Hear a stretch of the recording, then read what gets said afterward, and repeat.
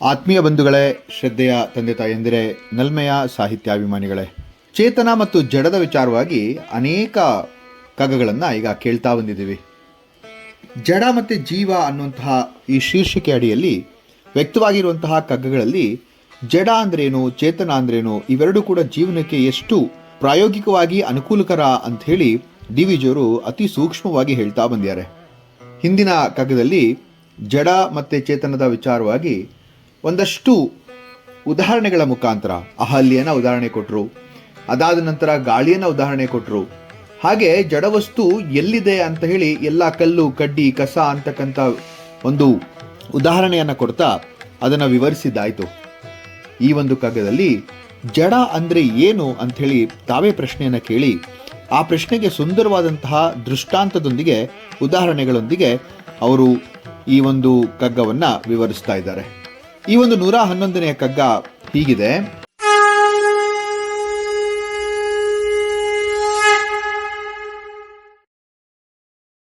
ಜಡವೆಂಬುದೇನು ಸೃಷ್ಟಿಯಲಿ ಚೇತನ ಸುಪ್ತಿ, ಅಡಗಿ ನಿದ್ರಿಪುದಲ್ಲಿ ಚೈತನ್ಯದಗ್ನಿ, ಮಿಡಿಯೆ ಪರಸತ್ವ ವಿದ್ಯುದ್ದೀಪ್ತಿಯದನಾಗ, ನಡೆವುದದು ಜೀವಿವಲು ಮಂಕುತಿಮ್ಮ ಮಂಕುತಿಮ್ಮ. ಜಡವೆಂಬುದೇನು ಸೃಷ್ಟಿಯಲ್ಲಿ ಚೇತನ ಸ್ತುಪ್ತಿ. ಎಂಥ ಅದ್ಭುತವಾದಂಥ ಒಂದು ವಿಚಾರ. ಜಡ ಅಂದ್ರೇನು ಅಂತ ಹೇಳಿ ಸಾಮಾನ್ಯವಾಗಿ ನಾವು ಜಡ ಅಂದರೆ ಪ್ರಾಣವಿಲ್ಲದ್ದು, ಅಚೇತನ, ಚಲನೆ ಇಲ್ಲದ್ದು ಅಂತ ಭಾವಿಸ್ತೇವೆ ಅಲ್ವಾ. ಈಗ ಡಿ ವಿ ಜಿಯವರೊಂದು ಪ್ರಶ್ನೆ ಕೇಳ್ತಾ ಇದ್ದಾರೆ, ಜಡ ಅಂದ್ರೇನು, ನಿಜವಾಗ್ಲೂ ಜಡ ಅಂತ ಏನಾದರೂ ಇದೆಯಾ ಅಂಥೇಳಿ. ಅವರೇ ಅದಕ್ಕೆ ಉತ್ತರನೂ ಕೊಡ್ತಾರೆ. ಸೃಷ್ಟಿಯಲ್ಲಿ ಚೇತನ ಸ್ತುಪ್ತಿ. ಆ ಜಡ ಅಂದರೆ ಇನ್ನೇನೂ ಅಲ್ಲ, ಆ ಚೇತನ ಒಂದು ಸ್ತುಪ್ತಾವಸ್ಥೆಯಲ್ಲಿ ಇರೋವಂಥದ್ದು. ಅಂದರೆ ಈ ಜಗತ್ತಿನ ಎಲ್ಲ ವಸ್ತುಗಳಲ್ಲೂ ಚೇತನ ಇದೆ ಅಂತ ನಮಗೆ ಗೊತ್ತಿದೆ. ಅದು ಸಚೇತನ ಶಕ್ತಿ ಅಂತ ನಾವು ಕರಿತೀವಿ. ಅದು ಸ್ತುಪ್ತಾವಸ್ಥೆಯಲ್ಲಿದ್ದರೆ ಅದನ್ನು ನಾವು ಜಡ ಅಂತ ಕರಿತೀವಿ ಅಂತ. ಕಲ್ಲು, ಮಣ್ಣು, ಮರ, ದೇಹ ಎಲ್ಲವೂ ಚೇತನದ ನಿದ್ರಾವಸ್ಥೆಯ ರೂಪಗಳೇ ಅಲ್ವಾ. ವ್ಯತ್ಯಾಸ ಏನಪ್ಪಾ ಅಂತಂದರೆ ಅದು ಪ್ರಕಟಣೆಯ ರೂಪ ಅಥವಾ ಮಟ್ಟ ಅದು ವಿಭಿನ್ನವಾಗಿ ನಮಗೆ ತಲೆದೋರುತ್ತೆ. ಅಡಗಿ ನಿದ್ರಿಪುದಲ್ಲಿ ಚೈತನ್ಯದಗ್ನಿ. ಅಡಗಿ ನಿದ್ರಿಪುದಲ್ಲಿ ನಿದ್ರಿಸ್ತಾ ಇದೆ ಏನು, ಚೈತನ್ಯದ ಅಗ್ನಿ ಅಂತ ಇಲ್ಲಿ ಹೇಳ್ತಾರೆ. ಅಂದರೆ ಚೈತನ್ಯ ಅಥವಾ ಚೇತನ ಅಂತಕ್ಕಂಥದ್ದು ಅಗ್ನಿಗೆ ಸಮಾನವಾದುದು.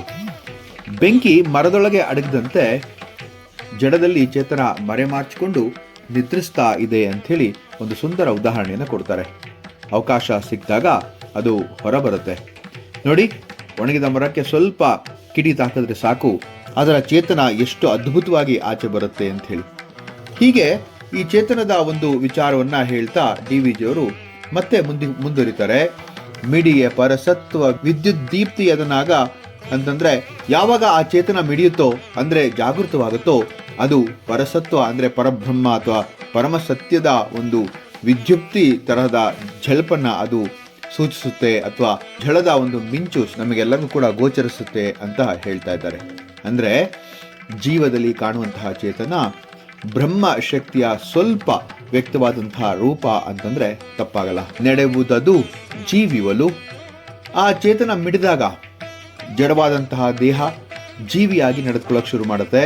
ದೇಹ ಚಲಿಸುತ್ತೆ, ದೇಹ ಯೋಚನೆ ಮಾಡುತ್ತೆ, ಹಾಗೆ ಅನುಭವವನ್ನು ಕೂಡ ಪಡ್ಕೊಳ್ತಾ ಹೋಗುತ್ತೆ. ಈ ಒಂದು ತಾತ್ವಿಕ ಅರ್ಥ ಅದ್ವೈತ ದೃಷ್ಟಿಯಲ್ಲಿ ಬಹಳ ಸುಂದರವಾಗಿ ಇಲ್ಲಿ ಡಿ ವಿ ಜಿಯವರು ನಮ್ಮ ಮುಂದೆ ಇಡ್ತಾ ಹೋಗ್ತಾರೆ. ಈ ಕಗ್ಗ ಇರೋದೇ ಅದ್ವೈತ ವೇದಾಂತದ ನೇರ ಸಾರ ಅಂತಂದ್ರೆ ತಪ್ಪಾಗಲ್ಲ. ಉಪನಿಷತ್ತಿನಲ್ಲಿ ಸಾರ್ವಜನಿಕ ಸ್ವತ್ತು ಅಂತ ಹೇಳಿ ಈ ಒಂದು ಇಡೀ ಜಗತ್ತನ್ನು ಹೇಳೋದಿದೆ. ಅಂದ್ರೆ ಸರ್ವಂ ಖಲ್ವಿದಂ ಬ್ರಹ್ಮ ಅಂತ ಚಾಂದೋಗ್ಯ ಉಪನಿಷತ್ತಿನಲ್ಲಿ ಹೇಳುವಂತಹ ಒಂದು ಮಾತು. ಈ ಜಗತ್ತೆಲ್ಲವೂ ಕೂಡ ಬ್ರಹ್ಮವೇ. ನಹಿ ಜ್ಞಾನೇನ ಸದೃಶಂ ಪವಿತ್ರಮಿಹ ವಿದ್ಯತೆ ಅಂದ್ರೆ ಭಗವದ್ಗೀತೆಯಲ್ಲಿ ಹೇಳುವಂತಹ ಮಾತು. ಜ್ಞಾನವೇ ಎಲ್ಲವನ್ನ ಕೂಡ ಪವಿತ್ರಗೊಳಿಸುತ್ತೆ ಅಂತ. ಜಡ ಚೇತನ ವಿಭಜನೆ ನಮ್ಮ ಅಜ್ಞಾನದಿಂದ ಮಾತ್ರ. ಜ್ಞಾನ ಬಂದಾಗ ಎಲ್ಲವೂ ಚೇತನವೇ ಅಲ್ವಾ. ಈಗ ಬಹಳಷ್ಟು ಉದಾಹರಣೆಗಳನ್ನು ತಗೊಂಡು ಹೋಗ್ಬೋದು. ಉದಾಹರಣೆಗೆ ಮರ ಜಡ ಆದರೆ ಬೆಂಕಿ ಚೇತನಾ ಶಕ್ತಿ ಅಂತ ಅನ್ಕೊಂಡ್ರೆ, ಆದರೆ ಆ ಬೆಂಕಿ ಮರದಲ್ಲೇ ಅಡಗಿದೆ ಅಲ್ವಾ. ವಿದ್ಯುತ್ ಮತ್ತು ಬಲ್ಬ್ ನೋಡಿ, ವಿದ್ಯುತ್ ಕಾಣಲ್ಲ, ಬಲ್ಬು ಹಚ್ಚಿದಾಗ ಬೆಳಕು, ವಿದ್ಯುತ್ ಹರಿದಾಗ ಜಡವಾದಂತಹ ಬಲ್ಬ್ ಕೂಡ ಜೀವಂತವಾಗಿ ಬೆಳಗಕ್ಕೆ ಶುರುವಾಗುತ್ತೆ ಅಂತ. ಮಾನವ ದೇಹ ಕೂಡ ಹಾಗೆ ಅಲ್ವಾ?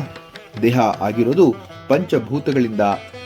ಆ ಜಡ ಅಂತಕ್ಕಂಥದ್ದು ಪಂಚಭೂತಕ್ಕೆ ಚೈತನ್ಯ ರಹಿತವಾದರೆ ಅದು ಜಡವಾಗಿಯೇ ಕಾಣುತ್ತೆ. ಅದಕ್ಕೆ ಪ್ರಾಣ ಸೇರಿದಾಗ ಅಂದರೆ ಚೇತನ ಸೇರಿದಾಗ ಅದು ಜೀವಿ ಆಗತ್ತೆ. ಮರಣವಾದ ಮೇಲೆ ಅದೇ ದೇಹ ಮತ್ತೆ ಜಡ ಸ್ಥಿತಿಗೆ ಮರಳು ಬಿಡುತ್ತೆ ಅಲ್ವಾ? ಆದ್ರಿಂದ ಡಿ ವಿ ಜಿಯವರು ಇಲ್ಲಿ ಅತಿ ಸುಂದರವಾಗಿ ಹೇಳ್ತಾ ಇದ್ದಾರೆ, ಜಡ ಚೇತನ ಅನ್ನುವಂಥ ಭೇದ ಸರಿಯಲ್ಲ, ಎಲ್ಲವೂ ಒಂದೇ ಶಕ್ತಿಯ ವಿಭಿನ್ನ ಸ್ಥಿತಿಗಳು ಅಂತ ನಮ್ಗೆ ಅರ್ಥ ಆಗಬೇಕು. ಜೀವಿ ಅಂದ್ಕೊಂಡಿರೋದಿದೆ ಏನಿದೆ ಅದು ಪರಸತ್ವದ ತಾತ್ಕಾಲಿಕ ವ್ಯಕ್ತೀಕರಣ ಅಂತಂದ್ರೆ ತಪ್ಪಾಗಲ್ಲ. ಅಂದ್ರೆ ನಿಜವಾಗ್ಲೂ ಹೇಳಬೇಕು ಅಂದ್ರೆ ಜಡ ಅನ್ನೋದೇನಿಲ್ಲ. ಜಡ ಅಂದ್ರೆ ಅರ್ಥ ಏನಪ್ಪಾ ಅಂದ್ರೆ ಚೇತನದ ಒಂದು ಸುಪ್ತ ಅವಸ್ಥೆ ಅಂತ ಕರಿಬಹುದು. ಜೀವ ಅಂದ್ರೆ ಏನು ಹಾಗಾದ್ರೆ? ಚೇತನದ ಜಾಗೃತ ಅವಸ್ಥೆ ಅಲ್ವಾ?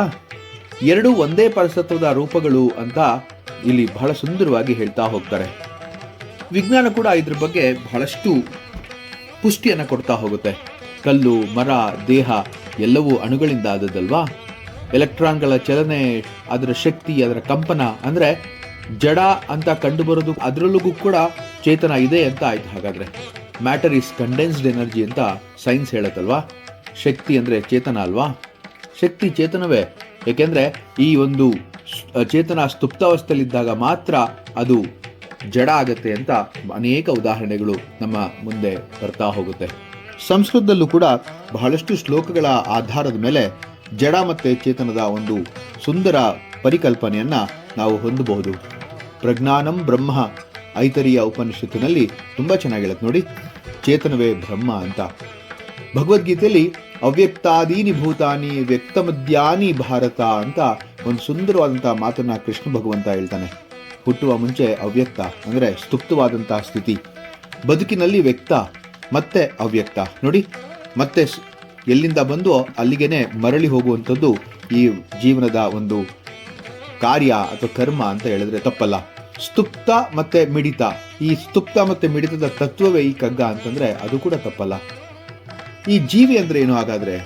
ಜಡದೇಹ, ಮಿಡಿದ ಚೇತನ. ಅದಕ್ಕೆ ಅಲ್ವಾ ನಿದ್ರೆಯಲ್ಲಿ ಚೇತನ ಸ್ತುಪ್ತಿ, ಜಾಗೃತಿಯಲ್ಲಿ ಚೇತನ ವ್ಯಕ್ತ, ಮರಣದಲ್ಲಿ ಮತ್ತೆ ಚೇತನ ಸ್ತುಪ್ತಿ ಅಂದ್ರೆ ಚೇತನ ಹೊರಟೋಗುತ್ತೆ. ದೇಹ ಅದೇ, ಆದರೆ ಜೀವ ಇಲ್ಲ. ಬಹಳ ಸುಂದರವಾದಂತಹ ಉದಾಹರಣೆಗಳು ನಮ್ಮ ಮುಂದೆ ಇಲ್ಲಿ ಬರ್ತಾ ಹೋಗುತ್ತೆ. ಜಡವು ಜೀವವು ಬೇರೆ ಅಲ್ಲ, ಚೇತನದ ನಿದ್ರೆ ಮತ್ತು ಜಾಗೃತಿ ಮಾತ್ರ ಅಂತ ಹೇಳುವಂತಹ ಒಂದು ಪರಿಕಲ್ಪನೆಯೇ ಬಹಳ ಸುಂದರ ಅಂತ ಹೇಳ್ಬೋದು. ಜಡವಸ್ತು ಎನ್ನುವುದು ಈ ಭಗವಂತನ ಸೃಷ್ಟಿಯಲ್ಲಿ ನಿದ್ರಿಸುತ್ತಾ ಇರುವಂತಹ ಚೇತನವಷ್ಟೇ. ಅದರಲ್ಲಿ ಚೈತನ್ಯವೆಂಬ ಅಗ್ನಿ ಅಡಗಿ ನಿದ್ರಿಸ್ತಾ ಇದೆ.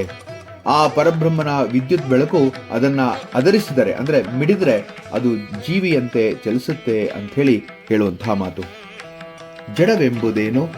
ಸೃಷ್ಟಿಯಲ್ಲಿ ಚೇತನ ಸ್ತುಪ್ತಿ, ಅಡಗಿ ನಿದ್ರಿಪುದಿಲ್ಲಿ ಚೈತನ್ಯದಗ್ನಿ. ಮಿಡಿಯ ಪರಸತ್ವ ವಿದ್ಯುತ್ ದೀಪ್ತಿಯದನಾಗ ನಡೆವುದದು ಜೀವವಲು ಮಂಕುತಿಮ್ಮ. ನಡೆವುದದು ಜೀವಿಯಲು ಮಂಕುತಿಮ್ಮ.